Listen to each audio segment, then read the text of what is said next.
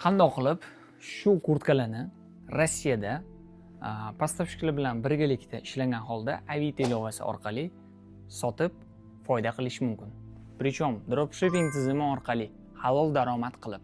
Hozirgi kunda Rossiyada juda ham qattiq sovuqlar kelishni boshladi. Bu kurtkalarni sadovatda ro'zninchini narxi примерно 3,5 ming, 4 ming rubl bo'lsa, hozirgi kunda посредникlar 7 ming rubldan buni sotyapti.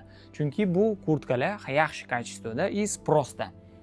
Demak, siz bitta tovar sotib 2 ming rubl, 1,5 ming rubl daromad olmoqchi bo'lsangiz, bitta tovar sotib, bir oy davomida siz 30 ta, 50 ta, 100 ta tovar sotishingiz mumkin. Bu degani oyiga 50 ming rubldan boshlab halol daromad qilishingiz mumkin. Agarda sizga tovarning biznesi qiziq bo'lsa, kommentariyaga Avito so'zini yozib qoldiring. Men sizga yopiq Telegram kanalimni tashib beraman. Ammo esa hozir sizlar uchun buni rasmini qilishga ketdim.